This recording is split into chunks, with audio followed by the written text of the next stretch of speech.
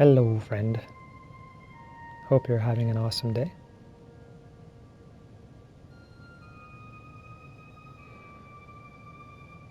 Today I'm going to discuss a quote that is, I'd say, pretty commonly known in the spiritual and metaphysical and probably Buddhist groups. And that quote is, holding on to anger or resentment is like drinking poison and expecting the other person to die.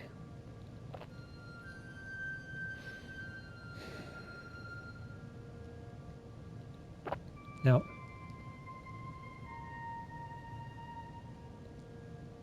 the substance of this quote is what helps us take it deeper and hopefully make it more applicable.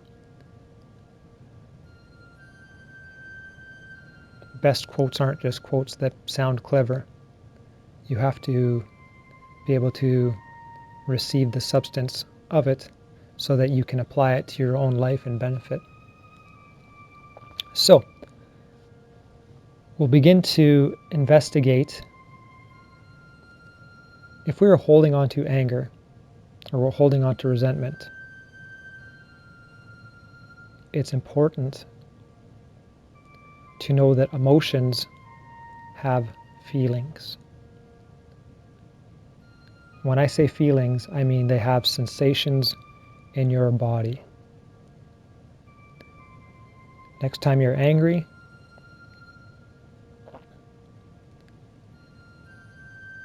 next time you're happy, all emotions create sensations in the body. Where does the sensation arise when you are mad at somebody? Can you feel it? Is it in the pit of your stomach? I don't want to create a belief system for you. But where do you feel energy? Enlivened energy, or an enlivened sensation of energy when you feel anger?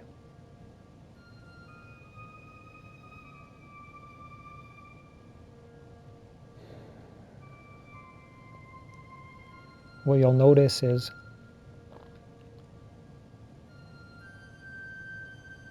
there comes with anger a tension and a constriction. And when you are angry at someone else, they're not having, they're not having that sensation. They're not having that sensation that you're having.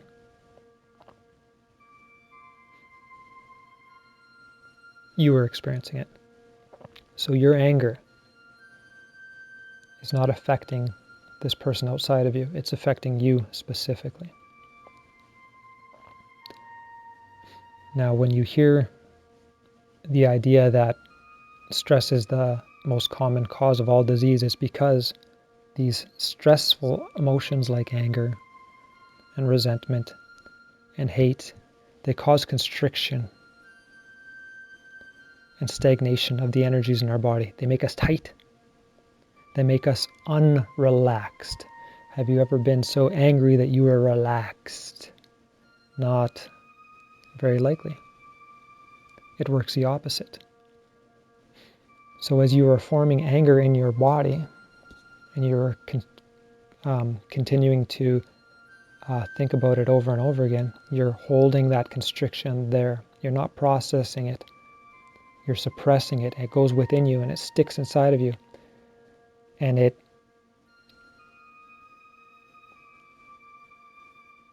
inhibits the energy that would normally be flowing smoothly and openly in a relaxed state to become stagnant and clogged and stuck.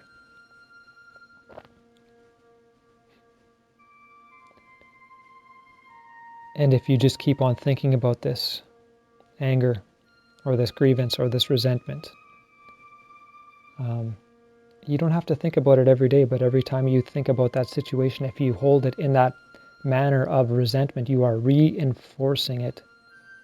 You're reinforcing that pattern. You're reinforcing those muscles to get tight. You're reinforcing those organs to get tight. You're reinforcing that energy to stagnate and stop flowing. Western medicine or Western science might look at it as though circulation is being cut off. It's losing oxygen. It's not being oxygenated because it's not getting fresh blood because the circulation isn't flowing. So in a very real way, we are doing this to ourselves. When you drink that anger, or when you drink that poison, and you have that anger emotion, it is your body that gets tight, not the person who you perceive did something wrong to you. Their body is completely affected by what's going on in their mind. They might be at the beach. They might be doing something they absolutely love and is bringing them great joy. So your anger is doing nothing to them, but your anger is directly affecting you in this moment. There are attitudinal healing centers in the world who deal with serious illnesses, and one of the first things they teach is forgiveness. Because when you forgive, truly forgive, you release that anger. You release that resentment. And now that energy is recirculated, reintegrated. The harmony is refreshed. The peace, the natural state is refreshed. And that's all we are meant to be, not meant to be. We're given this ability by design, by clever design, which I'm going to write that down.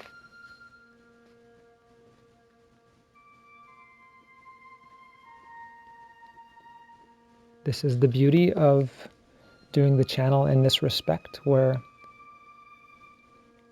I can be myself and do as inspired, when as inspired.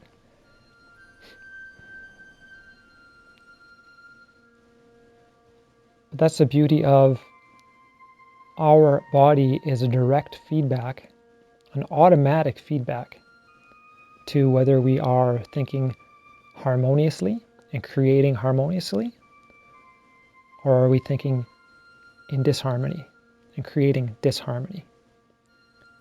So you can't think anger and expect peace.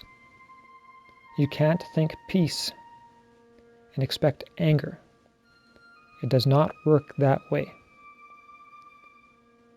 When you relax the tensions in your body, do they get tighter or do they dissolve?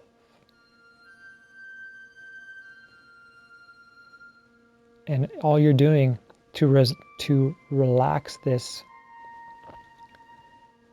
tension in your body that's created anger is to relax the part of you, the part of your consciousness that created this anger, and stop investing in it. Relax, let that anger go, and then you've moved into the harmony of it.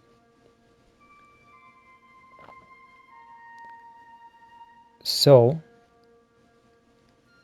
I thought it would be valuable to take a little bit of time to discuss this quote, so that maybe there's a little bit more substance offered with it. Perhaps it'll give you something more to consider rather than just hearing a quote on its surface level without understanding or investigating the actual how to and why and how can I apply this. I'll do a video on beliefs in the future. And the truth growth from my experience. And I'd say the deepest teachers have always pointed this out, is that our beliefs are not knowledge. True knowledge is experiential. Because once you experience something, there is no belief any longer. Now you understand it. So strive for understanding. Strive for experience. And I'll do another video on this, but it's important. This is very, very important, so I'll add it at the end here. Begin to encourage yourself to challenge all of your beliefs.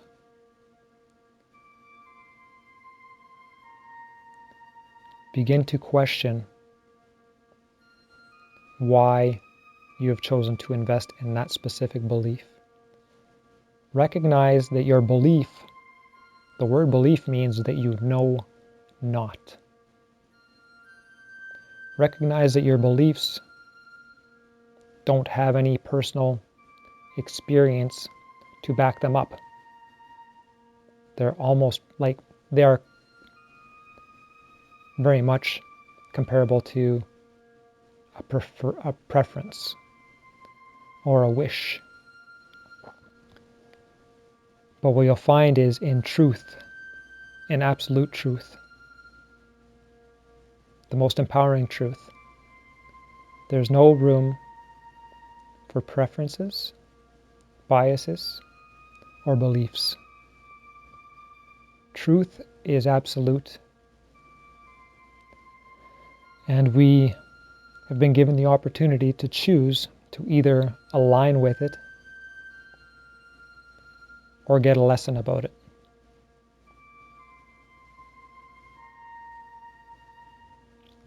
So I'll end this offering here, my friend. Have a blessed day, and I love you.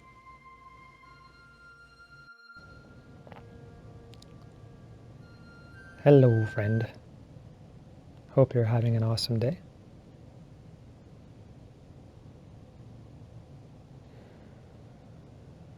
Today I'm going to